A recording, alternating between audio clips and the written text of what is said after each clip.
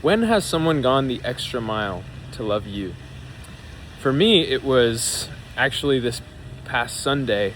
I was at Chili's and I tried to get into my car to leave and my car wouldn't turn on. And so my friend, who I met 5 minutes earlier, he came out and almost immediately, he started asking if I had a jack so that he could check my starter on my car. And almost like without even thinking about it, he just started lifting up my car and he got under it. And, I definitely should have been doing more, checkups on my car, making sure it was okay so that I wouldn't get into situations like this. And so in a way, I bet he had places to be and he chose to be there. He chose to help me and get under my car, to lower himself under my car. And then when everything seemed to be going great, the metal underneath my car bent suddenly and he was stuck under my car. He couldn't get out. He was nearly crushed. As it turns out, if it was just an inch deeper of a fold, he might have gotten some sort of brain injury that honestly could have been fatal, I feel like. And so in that moment, I was like taking responsibility for all of it. Like, shoot, why didn't I just work on my car? And we were able to get him out using a second jack. And he was able to get out and it wasn't serious. He didn't have any serious injury.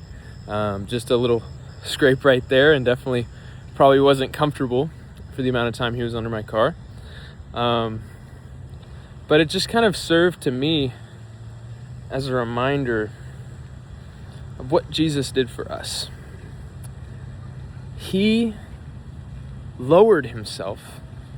He had no, like being God, he had no reason or necessity to be in this humble spot of being a human being. Human infants, that's like they're completely reliant on their mom even to change their diaper. So the king of the universe had to have his mom wipe him, and just all these things that God lowered himself for us. And then on top of that, he took the punishment that we deserved. And the only thing I was thinking when the car almost crushed him is that it should have been me under the car. It should have been me under the car. And as it is with Jesus, it should have been us on the cross, because it's our sin that he's bearing up there. It says in Isaiah chapter 53, for he was crushed for our iniquities. Upon him was laid the chastisement that brought us peace. By his stripes we are healed.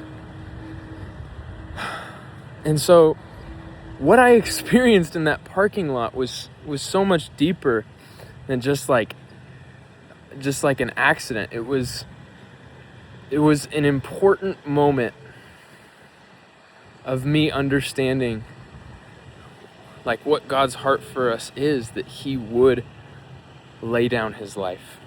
No one can take his life from him. He lays it down on his own accord, that he would lay down his life for his friends, and he would take all the guilt and shame and sin, and he took all of that punishment so that we don't have to take that punishment once we believe and repent.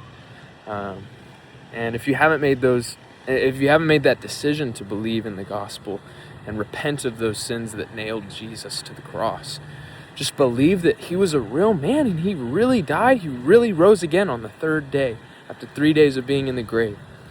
And so, and then repent means just asking the Lord to help change the way you think, and like genuinely like having this grief over your sin and saying, no, I don't want to think this way anymore. I'm choosing to walk in newness of life. And then just start walking. Just like we aren't saved by works, but it's so important that our lives display what we believe. Because you don't believe what you say, you believe what you live. And so I just want to encourage you to make that decision today.